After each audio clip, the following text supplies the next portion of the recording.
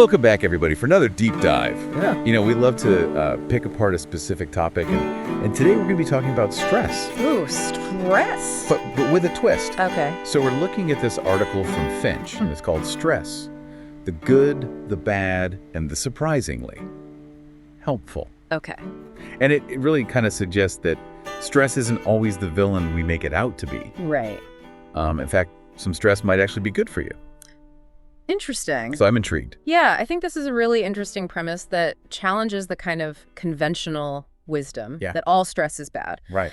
And so I think in this deep dive, what we'll really try to do is explore those nuances and kind of unpack how you can actually harness certain types of stress for growth and resilience. Okay, so let's just start with like the basics. What is stress? Right. We throw that word around all the time. We do. But do we really understand what's happening in our bodies when we say we're stressed? Yeah, I think it's a good question to start with. You know, think of it as like your body's built-in alarm system. Okay. It's a primal response to challenges. Mm-hmm. And so what's happening is there's this cascade of hormones like adrenaline and cortisol that are flooding your system. Okay. And they're preparing you to either fight or flee from a perceived threat. Oh. So that's why you might feel your heart racing Right. or your palms sweating when you're like facing a deadline or having like a really difficult conversation. Oh, so it's like our inner caveman is freaking out about a saber-toothed tiger, Yeah. even if the tiger is just a pile of bills or a presentation at work. Exactly. And the problem is that our bodies haven't really quite caught up to the demands of modern life, you know? Right. So this fight or flight response that was super essential for survival way back when Right. can be a little bit of an overreaction when you're dealing with just a traffic jam or a work email.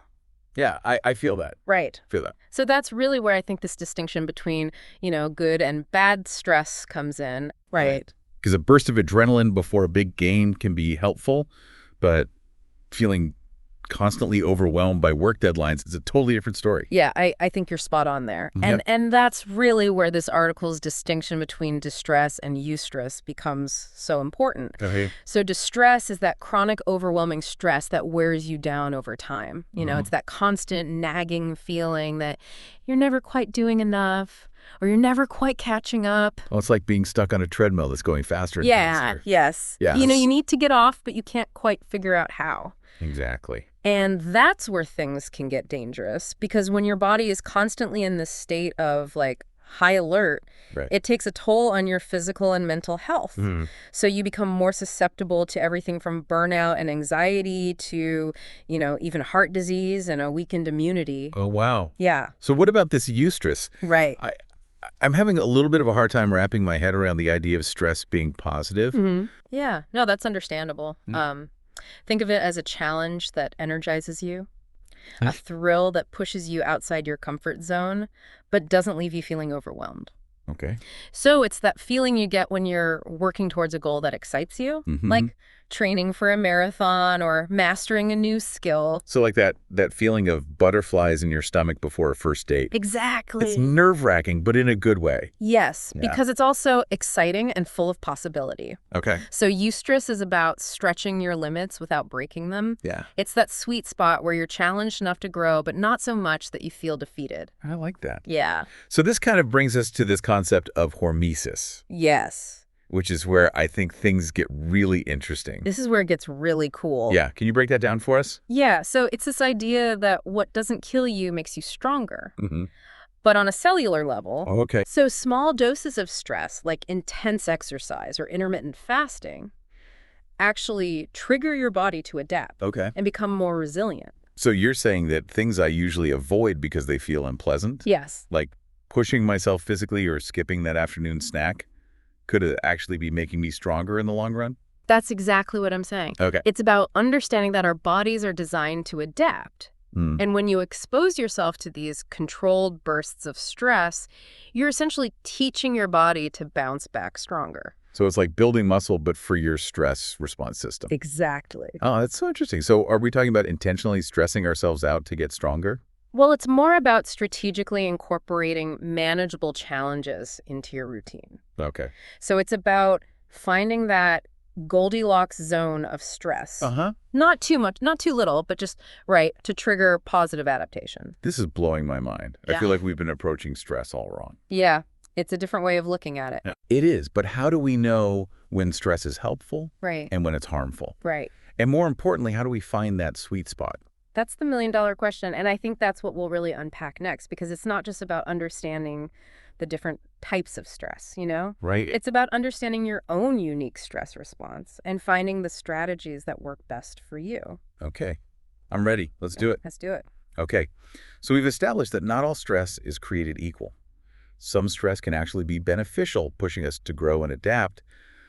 But how do we apply that knowledge in our everyday lives? Right. How do we actually harness those good stressors? Yeah, that's where this concept of hormesis gets really practical. You know, Sure. the article gives some great examples of how you can intentionally incorporate these manageable stressors into your routine to boost your resilience. Okay. I'm ready to upgrade my stress response system. Where do we start? Let's go back to that example of exercise. Okay. You know, we talked about how weightlifting creates those tiny tears in your muscle fibers that then heal stronger. Right. But that same principle applies to other forms of physical activity too. So even something like going for a brisk walk or taking the stairs instead of the elevator can trigger that hormetic response. Absolutely. Anything that gets your heart rate up and challenges your body even for a short time can contribute to building resilience. That's encouraging. It makes exercise seem a lot more accessible. Yep. You know, you don't have to be a gym rat to reap the benefits. Exactly. And here's another example the article touches on that might surprise you. Okay. Intermittent fasting. Oh, yeah. Fasting's become pretty popular lately. It has. But how does that act as a hormetic stressor? So when you abstain from food for a period of time, it creates a mild stress on your metabolism. Okay. And this actually triggers a whole cascade of beneficial adaptations. Like what? Think increased cellular repair, reduced inflammation, and even improved insulin sensitivity. So it's like giving our digestive systems a break and allowing our bodies to focus on other essential processes. That's a great way to put it. And the research on intermittent fasting is fascinating. Yeah. Studies have shown it can have positive effects on everything from weight management to brain health. I've tried intermittent fasting before, but I honestly thought of it purely as a weight loss strategy. Right. I had no idea it could have these wider benefits for my overall resilience. Yeah. It's a great example of how challenging your body in a controlled way can lead to positive adaptations. Wow. And here's another one that often gets people squirming. Okay. Cold exposure. Okay, cold exposure like taking cold showers. Yes. You're going to have to sell me on this one. I know it's not exactly the most appealing idea, but bear with me. Okay. The article explains that briefly exposing yourself to cold temperatures, think cold showers, a quick dip in a cold pool, or even just spending some time outside on a chilly day without bundling up can trigger that hormetic response. So what's the payoff for all that shivering? Right. Why would I willingly subject myself to that? Well, the benefits are actually pretty impressive. Cold exposure can boost your circulation, enhance your immunity, and even improve your mood. Really? Some people find it incredibly invigorating and mentally clarifying. I'll admit I've heard people rave about the mental clarity they get from cold showers. I always thought they were just being dramatic. Right. But maybe there's something to it after all. There's a growing body of research that suggests there is. Okay. And the best part is you don't have to go to extremes. Even just a 30-second blast of cold water at the end of your shower can be enough to stimulate that hormetic response. Okay, that sounds a lot more doable than an ice bath. Much more doable. So we've covered exercise fasting and cold exposure. Any other examples of hormesis at work that we should know about? Absolutely. The article mentions heat exposure like saunas, which can have similar benefits to cold exposure. Oh, interesting. There's also high-intensity interval training, or HIE, which involves those short bursts of intense exercise followed by brief recovery periods. And even something as simple as spending time in nature can be considered a form of hormesis. Really? Because it exposes you to a variety of natural stressors like sunlight, fresh air, and varying temperatures. Wow, so many possibilities. Right. It seems like the key is to find those challenges that feel manageable and sustainable for you personally. Exactly. It's not about pushing yourself to the limit or doing things that feel extreme or unsafe. Right. It's about finding that sweet spot where you're challenging yourself just enough to trigger that adaptation and growth. This has been incredibly eye-opening. I feel like my whole perspective on stress is shifting. But before we move on, I have to ask, are there any potential downsides to hormesis? Yep. Are there situations where intentionally stressing ourselves out could backfire? That's a really crucial question and a good reminder that while hormesis can be incredibly beneficial, it's not a one-size-fits-all approach. Okay. What might be a manageable stressor for one person could be too much for another. So we need to listen to our bodies and be mindful of our own individual limits. Precisely if you have any underlying health conditions or are recovering from an illness or injury, it's always a good idea to talk to your doctor before incorporating any new stressors into your routine. Okay, good advice. And even if you're generally healthy, it's important to start slowly and gradually increase the intensity or duration of the stressor over time. So just like with any new fitness routine, we need to ease into it and not go from 0 to 100 overnight. Exactly. And just as important as incorporating those stressors is prioritizing recovery. Okay. Adequate sleep, proper nutrition, and stress management techniques like meditation or spending time in nature are all crucial for allowing your body to adapt and grow stronger from those hormetic challenges. This is also fascinating. I'm starting to see how stress can be both a challenge and an opportunity. We've talked a lot about the physical benefits of hormesis. Right. But do you think there are mental and emotional benefits as well? Absolutely. While we often talk about hormesis in the context of physical resilience, the same principles apply to our mental and emotional well-being. So when you challenge yourself mentally and emotionally, you trigger adaptations that make you more resilient in the face of adversity. Can you give some examples of how we can apply this concept to our mental and emotional well-being? Sure. I'm really curious to explore that side of things. One of the most powerful tools we have is learning new things. Learning, how is that a stressor? Well, think about it. When you step outside your comfort zone and you're trying to grasp new concepts or skills, it puts a mild stress on your brain. Okay. But that stress is ultimately what leads to growth and development. Yeah. When was the last time you learned something new and felt that satisfying sense of accomplishment? You're right. There's definitely a sense of pride and accomplishment that comes with mastering something new, Yes. even if it was challenging. So taking a class, learning a new language, or even just reading a book on a topic I'm unfamiliar with those could all be considered forms of mental hormesis. Exactly. And the same goes for challenging your beliefs and perspectives. Okay, this I have to hear more about. How do we challenge our beliefs in a way that benefits us? It's about seeking out different viewpoints, engaging in thoughtful discussions with people who hold different opinions than your own, and being open to the possibility that your own beliefs might be incomplete or even wrong. I can see how that could be beneficial, but it also sounds a bit uncomfortable, to be honest. It can be, but it's also incredibly valuable. Because when you challenge your assumptions and biases, you expand your understanding of the world and yourself. You become more open-minded, more empathetic, and ultimately more resilient in the face of conflicting ideas. So it's like a mental workout that strengthens our capacity for critical thinking and empathy. Exactly, and the same principle applies to emotional challenges. What kind of emotional challenges are we talking about here? Think about situations that push you outside your emotional comfort zone. Okay. Public speaking, performing on stage, or even just having difficult conversations. These experiences can be nerve-wracking, Right. but they also build emotional resilience. So the more we expose ourselves to those types of challenges, the better equipped we'll be to handle difficult situations in the future. Precisely. It's like building up a muscle, but for your emotional regulation. This has been so insightful. It's like we've uncovered a whole new toolkit for navigating stress and building resilience. Yeah. But before we wrap up this part of our deep dive, what's the one key takeaway you want me to remember about hormesis? I think the most important thing to remember is that stress isn't inherently bad. Okay. In fact, in the right doses, it can be your greatest ally in personal growth and resilience. It's all about understanding the nuances of stress, embracing the right kind of challenges, and prioritizing recovery. That's what's about reframing my relationship with stress. Yes. Seeing it not as an enemy to be avoided, but as a tool to be harnessed. Exactly. And I think that's an incredibly empowering message because when you understand that you have the power to influence how stress affects you, you become more resilient, more adaptable, and ultimately more capable of thriving in a world that's constantly throwing curveballs. This has been a mind-expanding deep dive into the world of stress, eustress, and hormesis. But there's one more question that's been lingering in my mind, and it feels like the perfect bridge to our final segment. Okay, I'm all ears. What's the question? Well, we've talked about how small doses of stress can make us stronger. But what about those times when stress feels completely overwhelming? Right. What about those situations where you feel like you're drowning in stress and no amount of cold showers or intermittent fasting seems to be helping? How do we cope with that kind of intense, unrelenting stress? That's an essential question, because while hormesis can be a powerful tool for building resilience, it's not a magic bullet.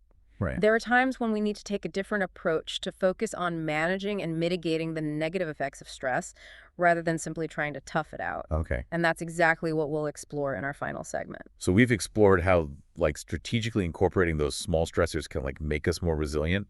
But as you just mentioned, sometimes life throws these mega curveballs our way. It does. And it feels like no amount of cold showers or HIIT tour workouts are going to cut it. Right? So what happens when stress becomes truly overwhelming? Yeah. How do we navigate those moments when it feels like we're just drowning? That's where I think shifting gears from, building resilience to actively managing stress becomes really crucial. Sure.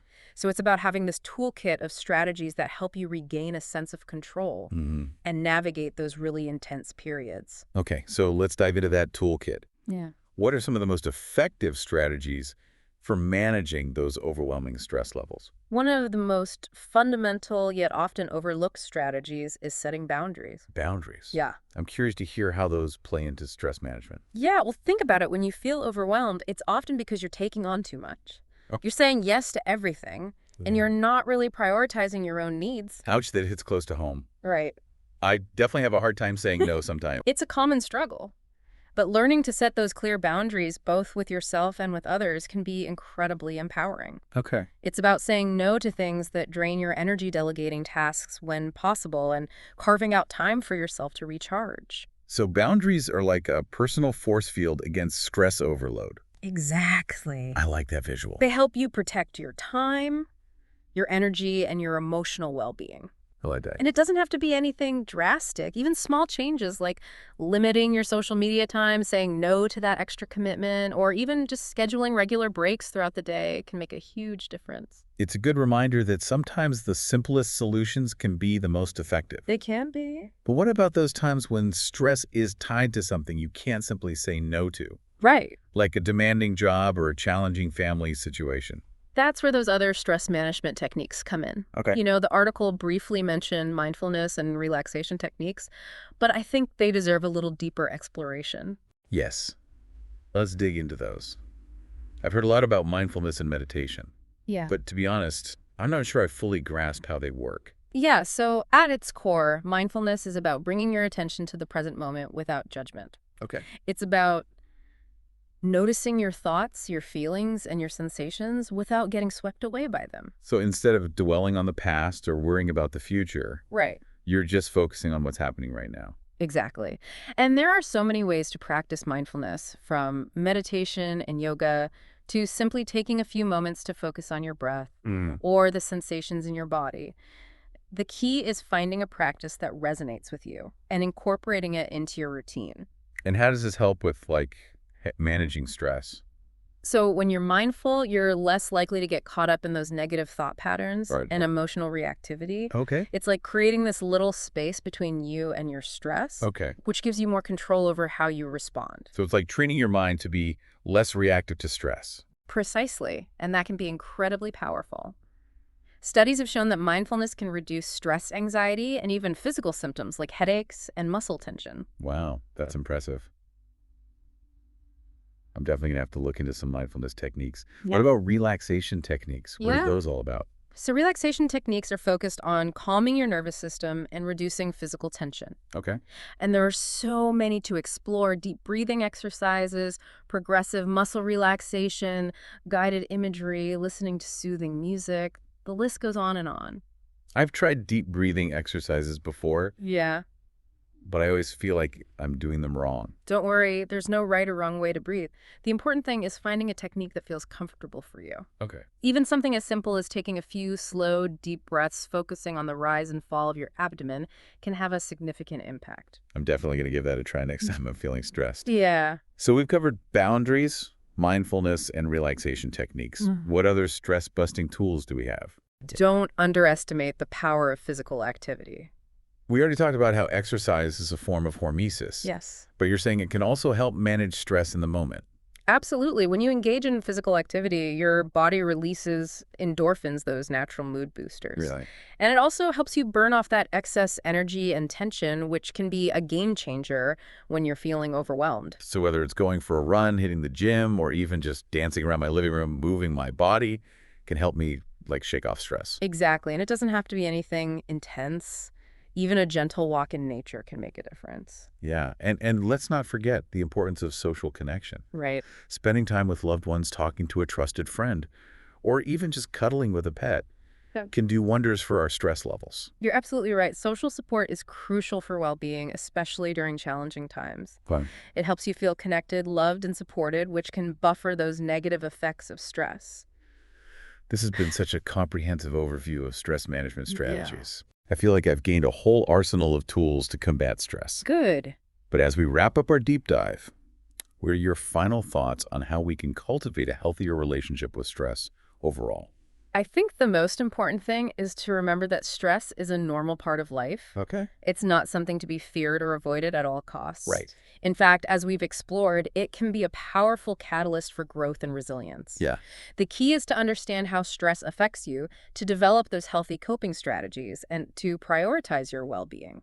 So it's about shifting our perspective from seeing stress as the enemy Yes, to seeing it as a potential teacher. exactly. When you approach stress with curiosity and a willingness to learn, you can transform it from a source of suffering into an opportunity for growth. What an inspiring way to end our deep dive. Oh, I feel like I have a whole new understanding of stress, the good, the bad, and the surprisingly helpful. And I'm walking away with a renewed sense of empowerment, knowing that I have the tools to navigate whatever life throws my way. that's awesome. I love to hear that. Thank you so much for sharing your insights today. It's been my pleasure. This has been an incredibly enlightening conversation. It has. And to our listeners, I'll leave you with this thought. Okay. What if, instead of fearing stress, you embraced it as a signal that you're stretching, growing, and becoming a more resilient version of yourself? I like that. What if you saw stress not as a burden to be avoided, but as an invitation to become more adaptable, more resourceful, and ultimately more alive? That's beautiful. Thank you for joining us on this deep dive into the world of stress. Until next time, embrace the challenge and keep exploring.